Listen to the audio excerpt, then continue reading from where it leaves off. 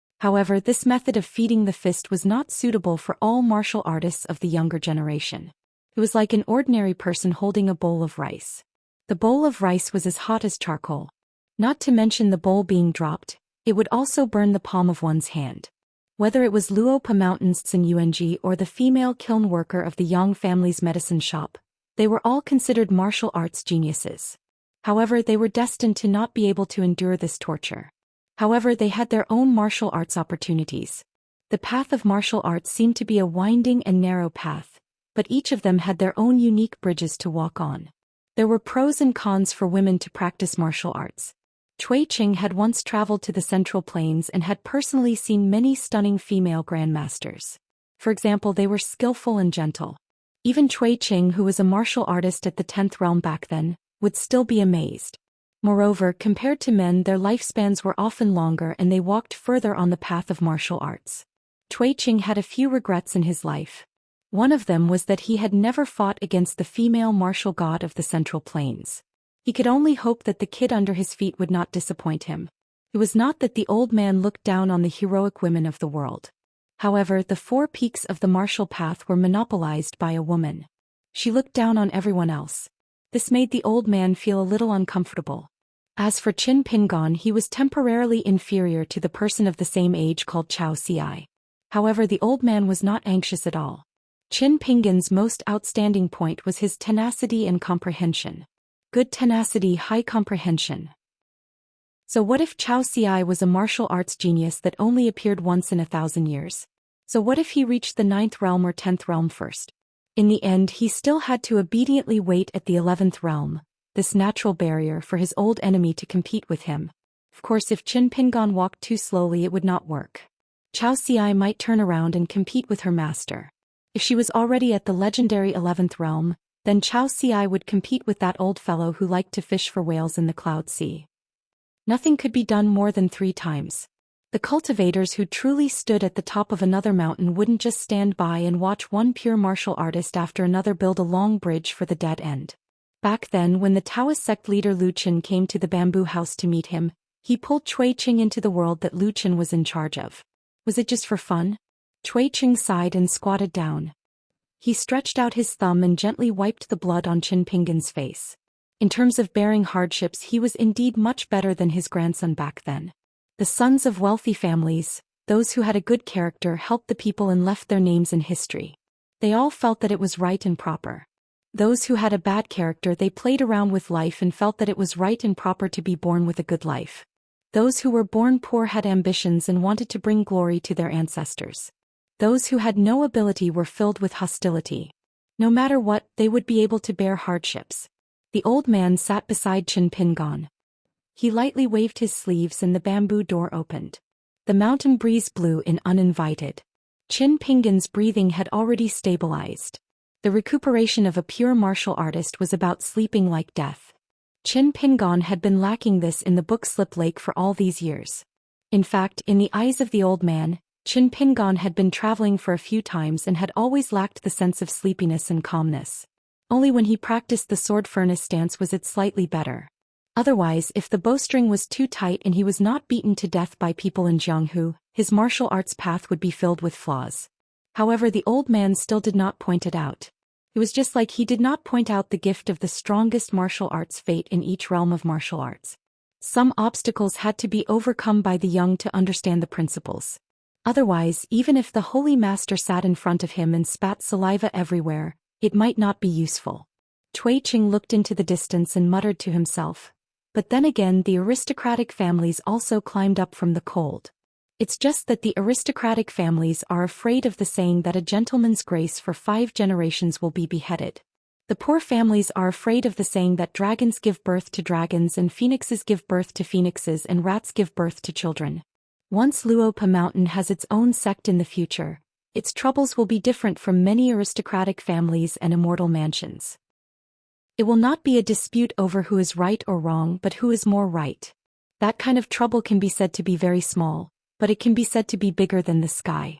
It will depend on whether you, Qin Pingon, can convince everyone by then. That kind of tempering of the state of mind and the big mistake of facing the people close to you on the book Slip Lake are 2 different scenes.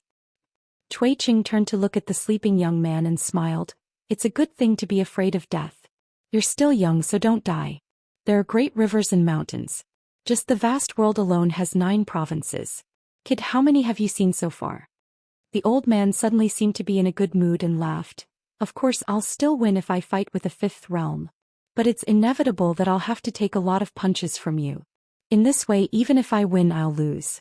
Where will I put my face? The old man laughed loudly. Little brat, so what if you've taken a few long trips? You're still too young. After laughing, the old man said in a low voice, it's time to break through. As long as you don't let that Chao Ci widen the gap of 2 realms, there will be a day in the future. Don't talk about getting back at him. As long as you catch up and surpass him, it won't be a problem for you to win 30 rounds. The old man suddenly looked a little gloomy.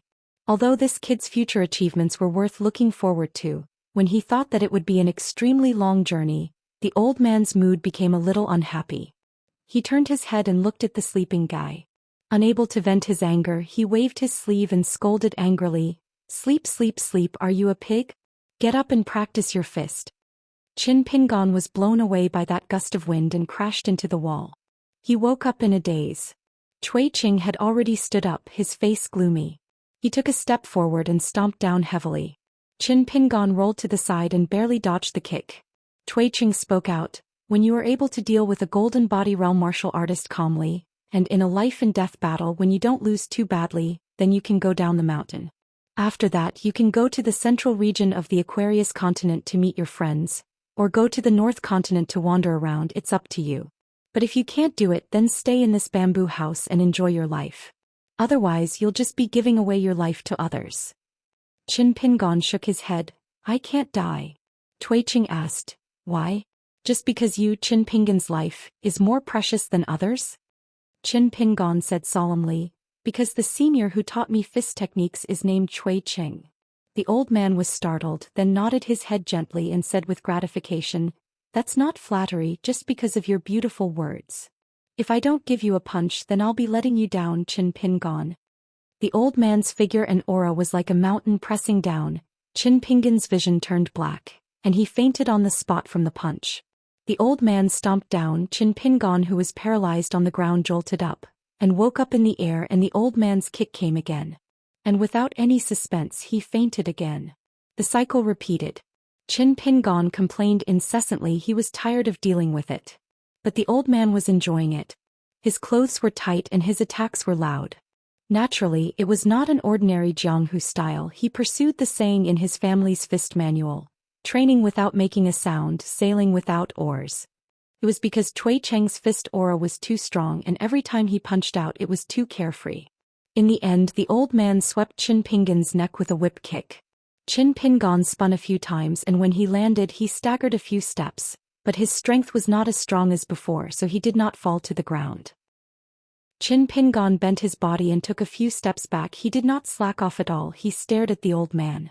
He was beaten so badly, in fact both his fist stance and fist aura were shaking. But Qin Pingon's body had a vague meaning. He did not move at all, like an old monk in meditation. Cui Qing smiled. All right, that's enough for today. If you continue, your bones will fall apart. Qin Pingon did not move. Cui Qing nodded. That's right, you can take one less punch. Go downstairs yourself. Same rules, soak in the tub of medicinal water. Remember, unlike before, you can't let the water cool down. You can only leave when you can boil the medicinal water with your zhenqi. Otherwise, just stay in the tub obediently and treat it as practicing duck diving. Wei Pai has already prepared the herbs. He went downstairs and asked the girl in pink to boil the water. Qin Pingon held his breath and walked out of the house, stumbling downstairs. When he walked down the stairs he had to hold on to the railing. It was similar to when he burned charcoal in the mountains when he was young, and it was difficult to go down without getting tired. The girl in pink had already started boiling the water downstairs. Taking advantage of the break, Qin Pingon did not immediately return to the house on the first floor. Instead he sat at the stone table by the cliff and practiced the sword furnace stance. When the girl in pink came to greet him, he stood up and went into the house. An hour later, Qin Pingon changed into a simple but elegant green robe, which was given to him by Wu Yi of Purple Sun Residence. The girl in pink familiarly busied herself and cleaned up the mess. Qin Pingon sat on a bamboo chair under the eaves, smiled and thanked her. The little girl smiled back as if doing these chores gave her a greater sense of accomplishment than cultivating and breaking through to the next realm. Qin Pingon hugged the back of his head with both hands, leaned back against the chair and stretched out his legs. So, not getting beaten up was the life of an immortal. In the distance, Zhou Xian brought the girl, Xianxia, over slowly. Qin Pingon turned to look. Zhou Xian took a bamboo chair and sat at the side. Xianxia stood behind the old immortal with her hands and legs tied. Zhou Xian smiled. "Young master, is there a rule for Xianxia to practice martial arts?" Qin Pingon said helplessly, "You can just lead her into the sect. It's up to you whether you want the title of master and disciple." Zhou Xian hurriedly shook his head and said, "How can I do that? I'm good at fighting with my life, but I'm far from being as good as young master when it comes to teaching." "Young master is young, but he already has the demeanor of a master," Xianxia lamented in her heart. It was a pity that a hero like old immortal Zhu was reduced to being a servant to this young mountain lord. Qin Pingon asked softly, "Does Xing Dafeng have any ideas?" Zhou Xian shook his head regretfully. That brother Gale is now wholeheartedly focused on how to build the thatched hut for the mountain gate. Not only does he want to look good, he can't lose face for Luopa Mountain, but he also can't waste money and let young master spend money in vain. Brother Gale really can't be distracted. Qin Pingon felt a headache coming on. Cui Ching walked out of the second floor. "First practice the mountain quaking fist 200,000 times, then talk about martial arts." Qin Pingon was hesitant. Zhou Xian thought it was feasible. He turned to Xianxia and smiled. "What a blessing. This boxing stance is a rare technique in the world. It's ingenious, but it seems clumsy. It contains endless fist intent. Xianxia, from today onwards, you must focus on practicing the stance over and over again." Zhou Xian turned his head and looked at Qin Pingon with a smile. Qin Pingon said, "Six-step stance. What are you teaching? You can't."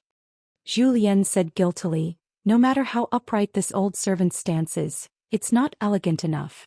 It's hard to avoid the suspicion of a duck walking. Who knows, it might cause Xianxia to underestimate this peerless stance. Young master's stance is natural and unrestrained like a spring breeze."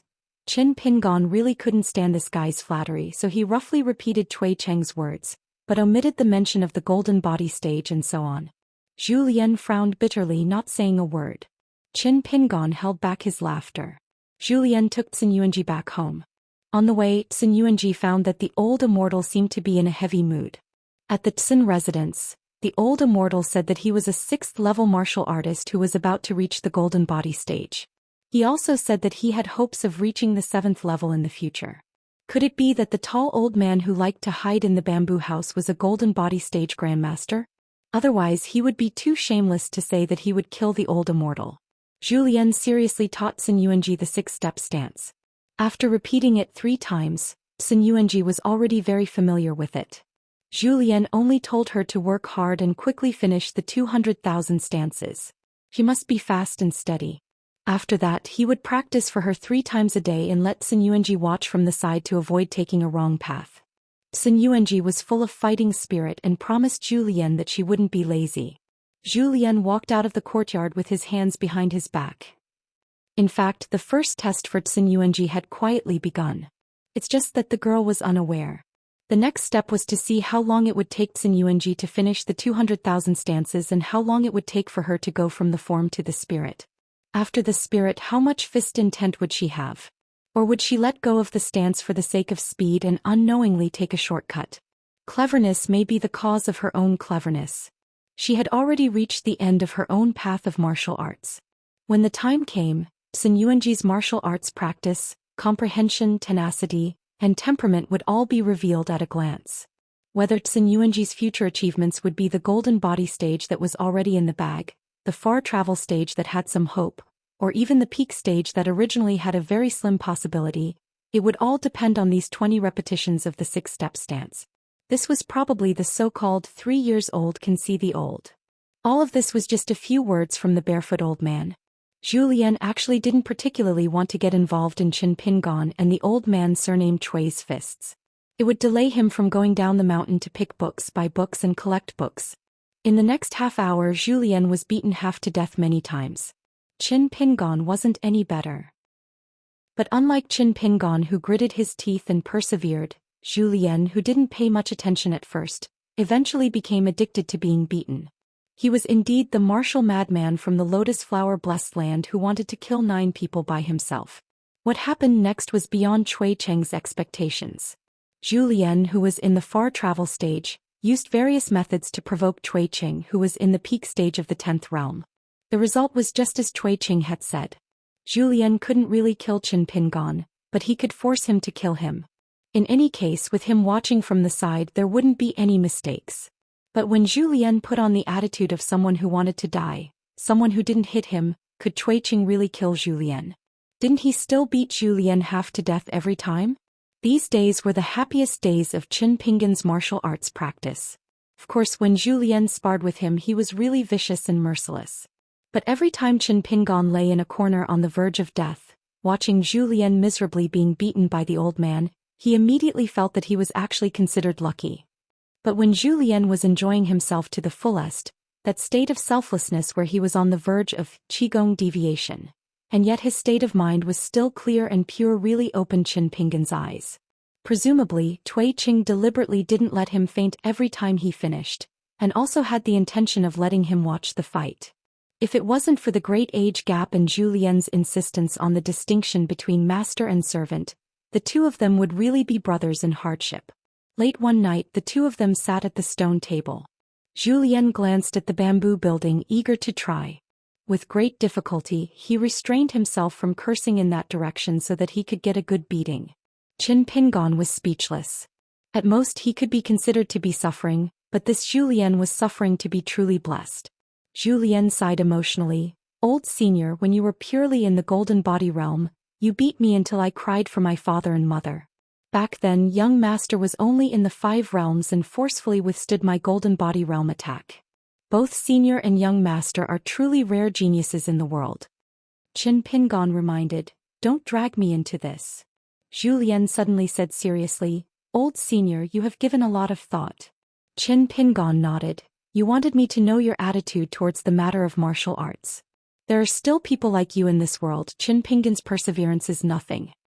Zhou Xian said with a face full of guilt. Every time I punch young master, this old servant's heart hurts. Qin Pingon laughed angrily. Forget it. Zhou Xian sighed. Xinyuanji's stance walking is still too slow. Qin Pingon nodded. He didn't deliberately put in any good words for Xinyuanji, but he still said something fair. You can't expect everyone to learn from you. Back then I also worked so hard to hang on to my life. Zhou Xian shook his head. Young master, don't say that. Otherwise, you'll be letting down those 1 million punches that young master threw after your life was no longer in danger. Qin Pingon asked, is there a way to raise Xinyuanji's fist intent in a relatively natural way without affecting her state of mind? Zhou Xian nodded. There is a way, but young master's sacrifice will be greater. Qin Pingon asked curiously, tell me about it. Zhou Xian's expression was bashful as he lowered his voice. Young master can pretend to be that unscrupulous mountain master, but your martial arts realm can't be too high.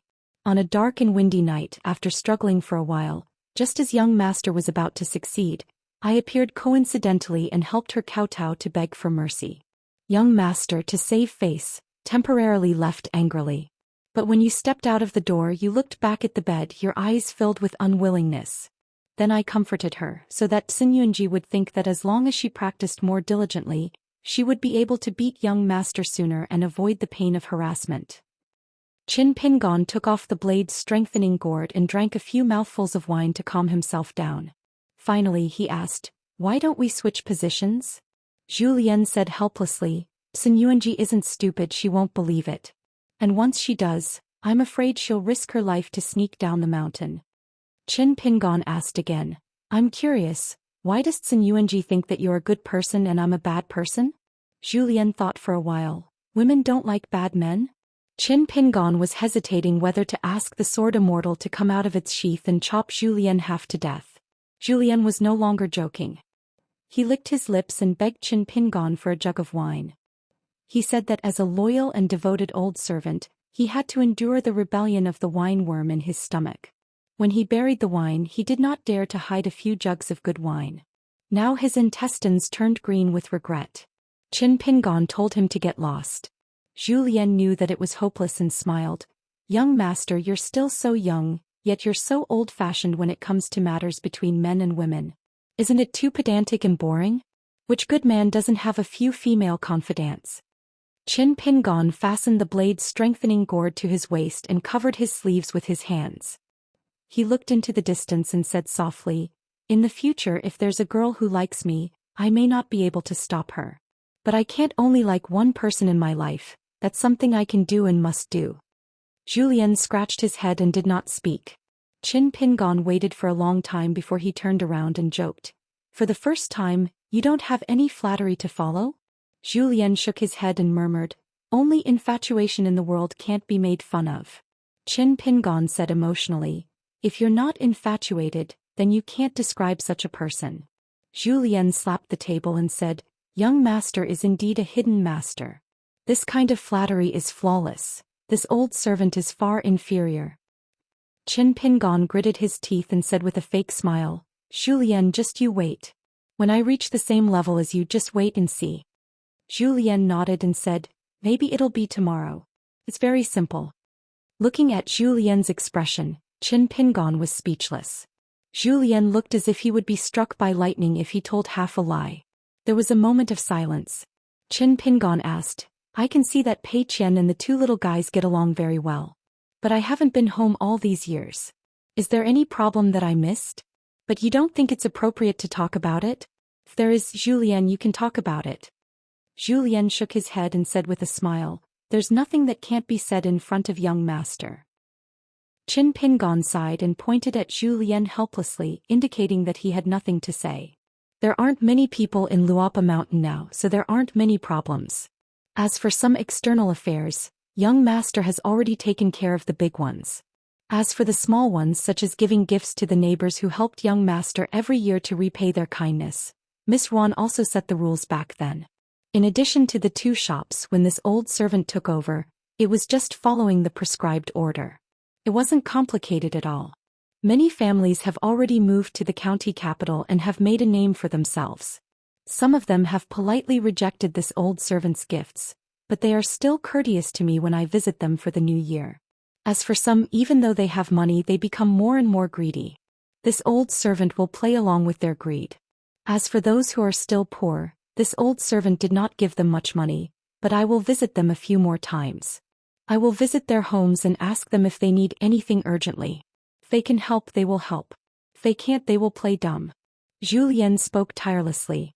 If one understood Zhou Lian's life in Lotus Blossom Blessed Land, one would know that Zhou Lian handled the affairs of the secular world with ease, from the court to the battlefield to the trivial matters of the family. Zhou Lian smiled and squinted his eyes, looking at the young man in green who was used to thinking about this and that. "Other than that, there are some small problems that I can't speak or do on behalf of young master. When young master reaches Luopa Mountain, these will vanish. This is the truth. Therefore, young master, I have another truth to say. No matter how far away you are from home, no matter how difficult your journey is, you must come back. Luopa Mountain is not afraid to wait." Qin Pingon nodded. Zhou Lian smiled and said, "That's enough. When young master travels to the North Continent in the future, you don't have to worry too much about Luopa Mountain. There's Elder Cui, this old servant, and now Brother Feng Feng. Young master need not worry too much." Qin Pingon nodded again, then asked curiously, "Why is Shi Rou no longer as wary and distant towards you as before?" Zhou Lian smiled and said, "Maybe Shi Rou has been looking at me for a long time and feels that my appearance is not really unsightly. After all, when I was in Lotus Blossom Blessed Land, I was known as a banished immortal, a distinguished and handsome young master." Qin Pingon glanced at Zhou Lian and shook his head, saying, "In any case, I can't tell." Zhou Lian covered his sleeves with his hands and smiled with squinted eyes. He laughed until his shoulders shook as if he was reminiscing about the past. "Young master, you don't know how many girls in Lotus Blossom Blessed Land back then, just by looking at my portrait, they fell in love with me for the rest of their lives." Qin Pingon smiled and asked, "Back then, could you compare to Cui Dongshan's current youthful appearance?"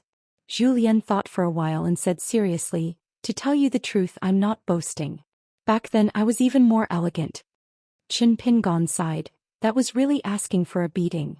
Zhou Xian smiled and said, "That's why I have to go and learn martial arts, or else I'll have to worry about my but one day." Qin Pingon was stunned for a moment before he understood Zhou Lian's meaning. Qin Pingon did not turn his head. "If you have the guts, say that to the senior." Zhou Lian secretly laughed and waved his hand saying, "Then I'll really be looking for death." Qin Pingon said, "I wonder how Lu Baixiang, Sui Yu and Wei Xian are doing now." Zhou Lian's expression was slightly mocking, but his tone was indifferent. "They're just going their separate ways. Each one is worse than the last." Qin Pingon smiled. "Complaining behind my back?" Zhou Lian smiled. "Young master, you're a god for seeing through people's hearts." Qin Pingon suddenly said, "Zhou Lian, if one day you want to go out for a walk, just say hello. There's no need to be polite with me." Zhou Lian shook his head. "I appreciate young master's kindness, but I really don't want to go far. I've walked enough in lotus flower blessed land. For home, country, filial piety and loyalty it's very tiring. Besides, my last journey in Jianghu, especially the Battle of the Ten in Nanyuan Kingdom, was for myself. I should have no regrets in this life. Those who know themselves will suffer less. Those who are content will be happy. Young master, this sentence is not bad, can you carve it on the bamboo?" Qin Pingon listened carefully at first, but Zhou Lian's last sentence broke his concentration. Qin Pingon stood up with a dark face and went to the room on the first floor. Zhou Lian stood up and watched Qin Pingon leave. After closing the door, he returned to his seat. The hunchbacked old man looked at the night scene alone. The pine nuts in the mountains rustled and the grass insects chirped under the moonlight. This was the end of the world. What more could a man ask for? A moment later, this martial artist, whose heart was as calm as water, looked around and saw that there was no one around. He secretly took out a book, dipped it in his saliva and began to flip through the book. Reading a forbidden book in the moonlight was also a great joy in life. The next day Qin Pingon did not go to the second floor to be fed with punches. Because the assistant minister of the Ministry of Rights of Dali Imperial Court had arrived at Mt. Paul Cloud to sign a contract with the Song clan. Wei Pai personally came to Mt. Luapa, and then brought Qin Pingon to Linlu Academy. The old assistant minister and the relevant officials were already waiting there. Qin Pingon was no stranger to Dali's high official. After Liju Cave took root, he had met the old assistant minister several times. This was the first time Qin Pingon came to Dali's highest standard academy.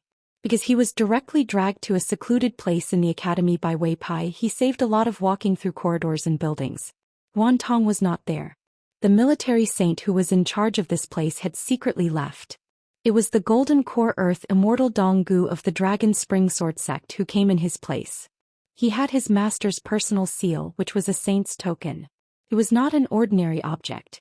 From this, it could be seen that Wan Tong trusted this disciple who was born a demon. On one of the tables, other than the most important general contract of the alliance, there were also many mountain land deeds. The Ox Horn Mountain that originally belonged to the Package House, the Cinnabar Mountain of the Su family in Qingfeng City, the Grey Mist Mountain that was closest to Mt. Luapa, the Longfish Back, the Azure Dawn Peak, and the Sword Prayer Platform that was located in the westernmost part of the mountains. There were a total of 6 mountains of different sizes that were all under Qin Pingon's name. Other than Qin Pingon, the old assistant minister who had both the imperial seal of Dali Imperial Court and the official seal of the Ministry of Rights, the Wan Tong seal in Donggu's hand, and Wei Pai who took off the golden earring. After taking off the earring, Wei Pai used some kind of magic to turn it into a solid round seal. There were also 2 deputy mountain masters of the academy who were just there to join in the fun. One of them was a famous scholar of Dali in the literary world. It was said that many of the plaques and couplets in the Wenwu Temple of Longquan were written by this famous scholar. The other one was an acquaintance. The old Confucian of Huangting Kingdom who had entertained Qin Pingon and the others back then was actually an old flood dragon that had lived for countless years. He was also the father of the founder of Xiang Prefecture, Wu Yi. The governor of Longquan Prefecture, Wu Yuan, county magistrate Yuan, and supervisor Chao, 3 young officials were all present today. Beside Donggu stood a young man Mi-er of the Xia family, Xia Ling from Peachleaf Valley. Logically speaking, even if Xia Ling was the disciple of Wan Tong, he shouldn't have appeared here. However, his ancestor was too famous, the heavenly lord Xiexer. Therefore when Xia Ling appeared, most of the people present pretended not to see him. The old assistant minister even took the initiative to exchange some pleasantries with this young man. Xia Ling responded appropriately, neither arrogantly nor shyly. After chatting with the old assistant minister, the young man continued to remain silent. However, when the main character Qin Pingon finally appeared, Xia Ling took a few more glances at the guy from Mud Bottle Alley. Ma Kuxuan from Apricot Blossom Alley, Qin Pingon from Mud Bottle Alley. They were already very famous in the mountains of Longquan Prefecture. A cultivation prodigy who had already killed a golden coresword cultivator. A landlord who bought Immortal Mountain like buying a few acres of farmland. However, there were rumors that Ma Kuxuan and Qin Pingon didn't get along. It was rumored that they had fought in the Immortal Tomb in the early years. Xia Ling was very curious, how did Qin Pingon survive? One had to know that Martial Mountain's Ma Kuxuan had always been the person he was chasing. And he, Xia Ling, not only had a powerful ancestor, he was also favored by sect master Lu Chenqing, who personally gave him a Linglong treasure pagoda that was close to an immortal weapon. Therefore, Xia Ling's gaze since he was young had always been looking at the peak of Treasure Bottle Continent. Occasionally he would lower his head to look at the people below. Actually, there was also Lu Xianyang. Back then he had profited from a disaster and survived. He was even brought to South Swirling Continent's Qin clan to study.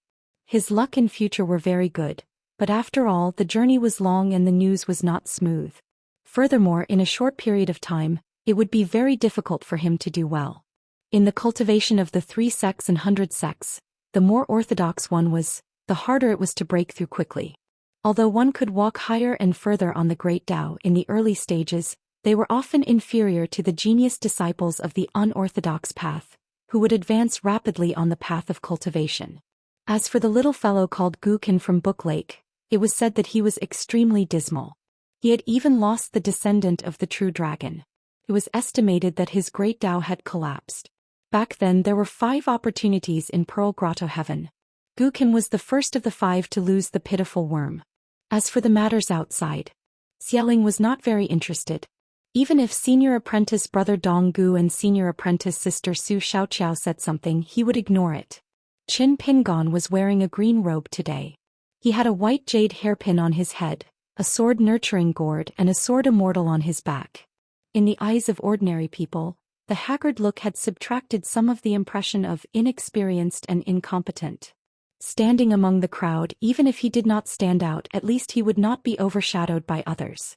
Even if Qin Pingon did not deliberately pursue anything, his tone was gentle and his expression was calm. He socialized with those people one by one. For example, he talked about the old days with Lao Jiao, the cliff stone carvings in Huangting country, and the food in Lao Jiao's residence in the forest. He told the great Confucian of the academy that he had once read the works, and that he would pay a visit to the academy in the future to ask for advice. The old assistant minister looked at all of this with a smile. He was considered a third-grade high official in the center of the imperial court. He was noble and had real power. Of course, the old man had an impression of Qin Pingon.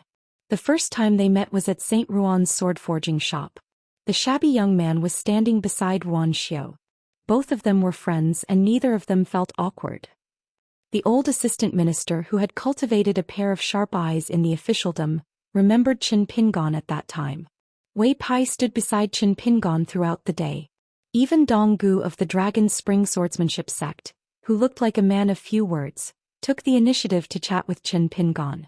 The matter of signing the contract was originally not complicated. Probably because there was a scribe from the imperial court named Pen Sticker on the side, and Wei Ba and Wan Qing were participating in this event. The assistant minister of the Ministry of Rites added a few more steps to make it seem more grand. Of course, it had to conform to the Great Li's etiquette.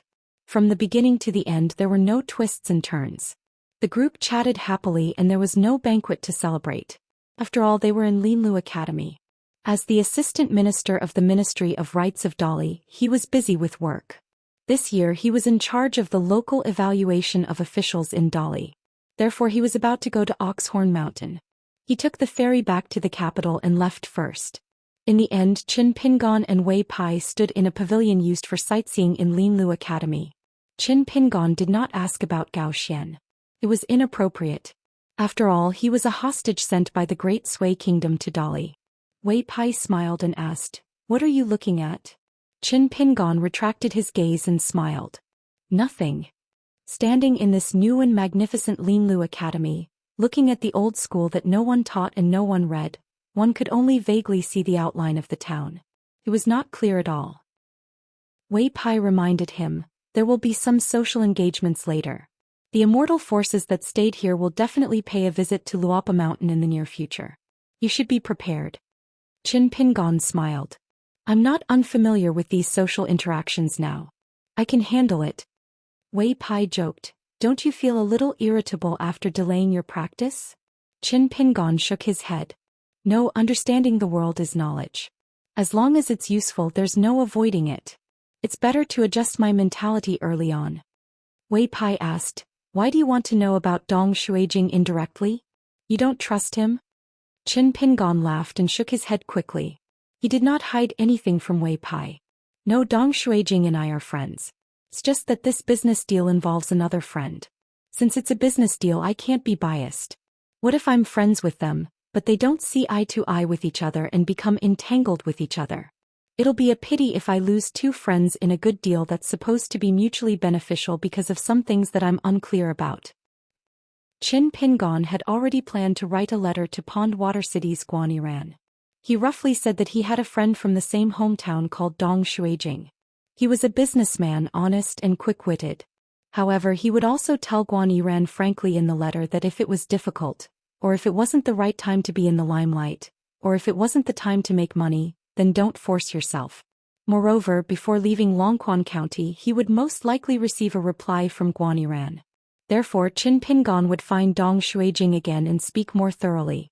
Even if some of the words might not be pleasant to hear, he still had to say what he should say. Qin Pingon sighed ruefully. I've suffered in this kind of matter before. Wei Pai nodded. Qin Pingon had roughly told him about Wine Thunder Gardens Lu Baqiao and Old Dragon City's Sun Jiashu. Qin Pingon smiled with some heartfelt joy. With so many mountains we can do a lot of things. Wei Pai joked. For example, who will be the mountain king of this gray mist mountain, and who will occupy that cinnabar mountain to cultivate? Qin Pingon smiled. Just thinking about it makes me happy. Wei Pai didn't say anything. The mountains were all properties under Qin Pingon's name. As for how to settle them, it was all up to Qin Pingon himself. Wei Pai thought of something. In the near future, my northern mountain domain will hold the first night parade of gods after I took office. The gods from all over will have to leave their territories and come to worship this cloud-splitting mountain. If you're interested, I can bring you to Cloud-Splitting Mountain when the time comes. Qin Pingon had carefully flipped through the Immortal Book of Hanging Mountain and knew the origin of this matter. The mountain gods of various countries had revered statuses. Moreover, the god position and the highest-ranking Jiang god were destined to not be higher than the 5 great mountain gods. According to the etiquette of the vast world, the mountain gods in their territories would have to meet the mountain gods at fixed times. From the lowest level like the earth god Hebo and so on to the water god of Tiefu River Yanghua of Longquan County, and further down were Xihua River, Tongdan River, Yie River. These mountain gods, as well as the mountain gods of Luopa Mountain and Mount Fengliang, as well as the gods of civil and military temples and city god pavilions of various levels, all had to leave their territories on a certain day to bring gifts and worship Wei Pai, the mountain god. At that time, Longquan County and county cities would have to implement a night ban. This was a rule that had been passed down for a long time.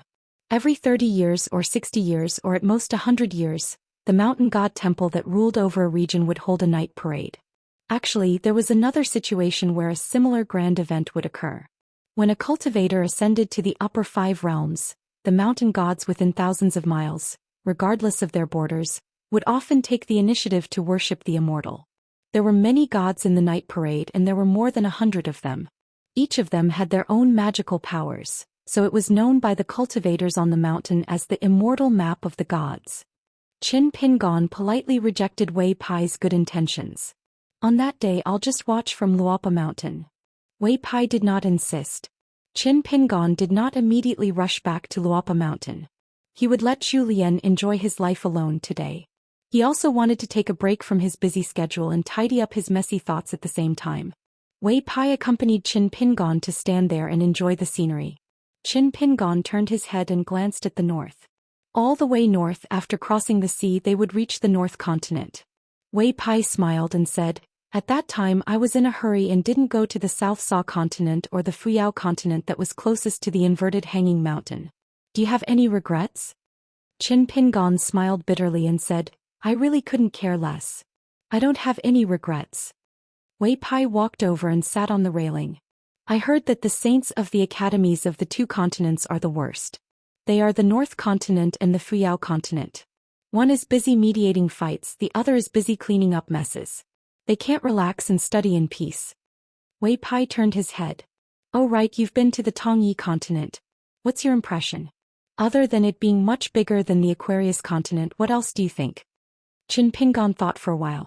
"Maybe it's because the territory is too big, many places are very isolated. Moreover, there is a huge difference in the amount of spiritual energy in each place. It's easy to have big mountains and huge immortal cave abodes like the Tongyi sect, Jade Gui sect, Taiping Mountain, Fuyao sect, all of them are huge. In the Aquarius continent, I'm afraid only the Divine Grandeur sect can compete with these big mountains. However, there are many small countries in the Tongyi continent that don't know what cultivators are. The spiritual energy is thin and it's truly a lawless place." Wei Pai nodded and asked with a smile, "Then do you know that in the vast 9 continents of the world, other than the central divine continent, the destiny of the other 8 continents is actually the same?" Qin Pingon shook his head. He did not know, but soon he had some doubts. Wei Pai understood and explained, "Don't look at how small the Aquarius continent is, and there aren't many local great cultivators. It's a classic example of someone who worked hard for others. If we trace it back to the source according to the so-called books of the secular dynasties, it's actually not bad. Just the cultivators who came out of the Pearl Grotto heaven, there's Xianxia from the Peach Leaf Alley, Chaoshi from the Mud Bottle Alley, and the younger generation Lu Xianyang, Zhao Yao, didn't they all run out, right? It's because they can't keep people that makes the Aquarius continent seem especially shabby." Qin Pingon sighed. "Previously the Tongya continent was in chaos. I don't think the Fuyao continent is any better. Moreover, the demon clan's 1,000 years of operation in the Tongya continent has caused great damage to the Tongya continent, especially the Taiping Mountain and the Fuyao sect, which suffered the most casualties. But at least the continent has been turned upside down. When I was at the inverted mountain, I knew that the South Sa continent, the Tongya continent and the Fuyao continent all had great treasures. I heard that the Fuyao continent was the most chaotic among the 9 continents. Now that the Fuyao continent is also in chaos, I can't imagine how badly the saints and gentlemen of the academy are in."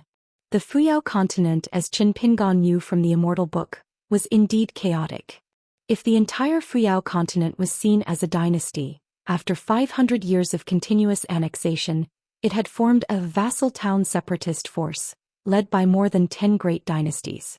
Fighting and fighting, heroes and heroes surged, treacherous officials and pillars of the chaotic world emerged one after another.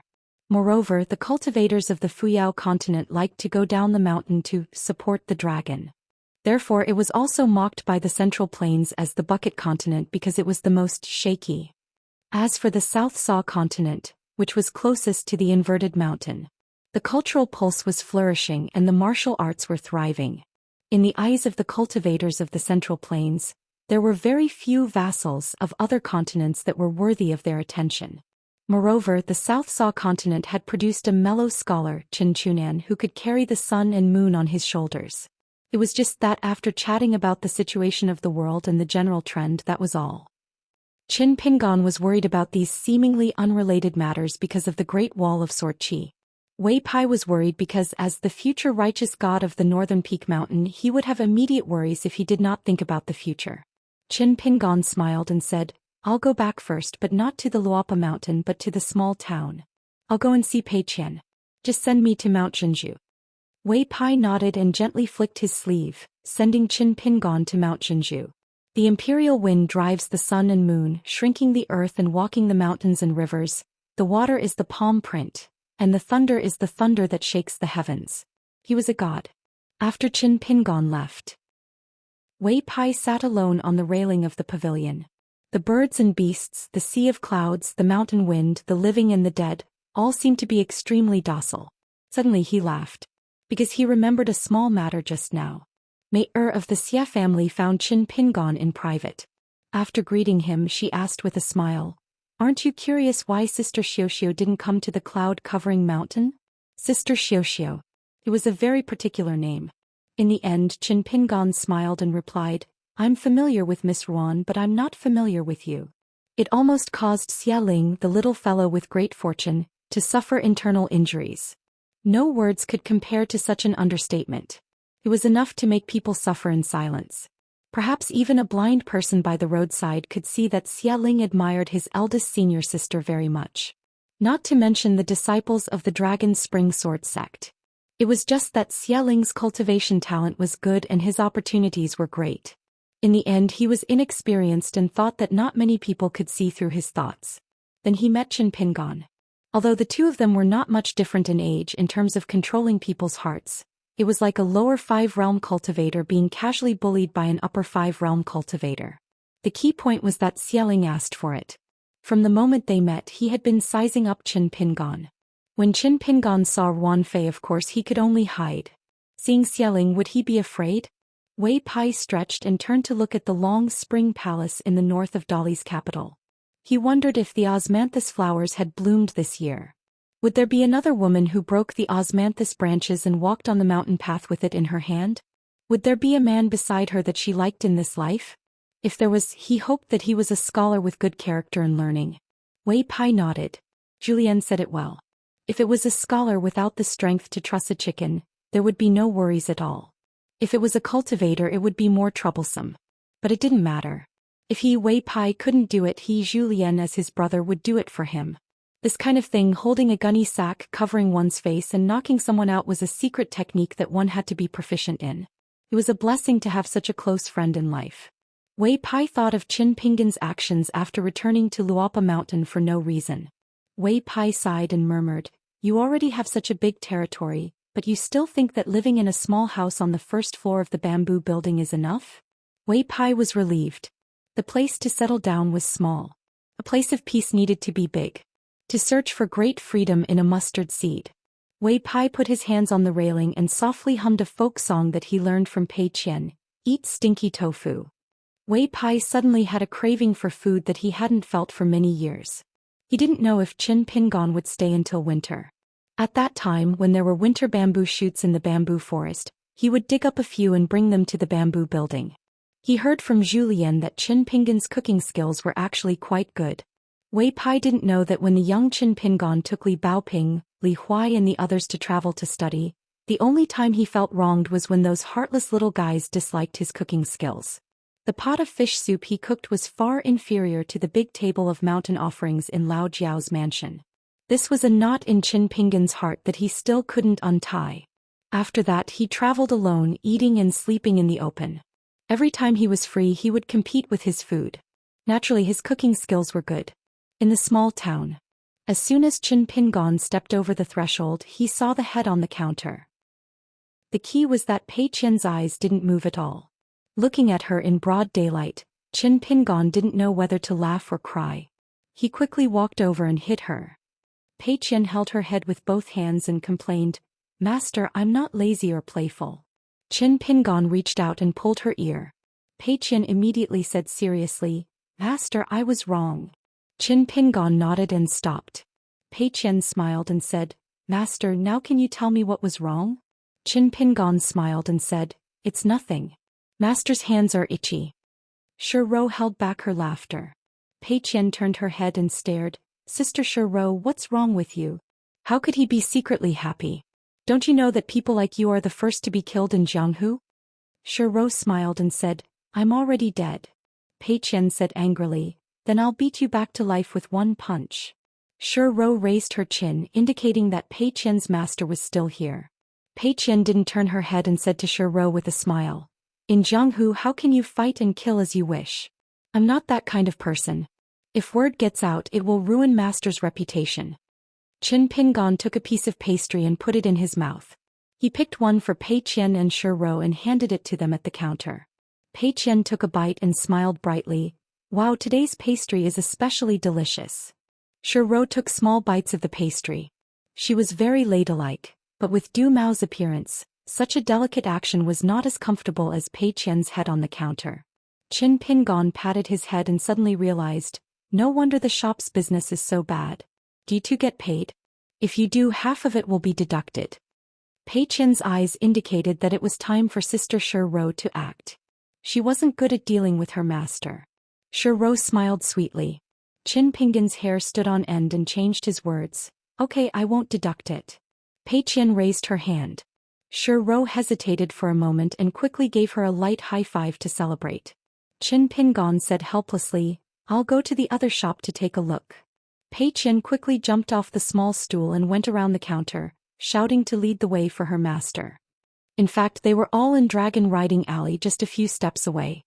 Ro looked at the back of the big and small one walking out of the shop and she also smiled. Until this moment she realized that it was indeed different without Qin Pingon in Luopa Mountain. Set a small goal first, such as 1 second to remember. Book Guest House mobile version. You're tuning in to the Zhou Xian's Legacy YouTube channel. Don't forget to subscribe and join us on this journey to catch the most captivating stories.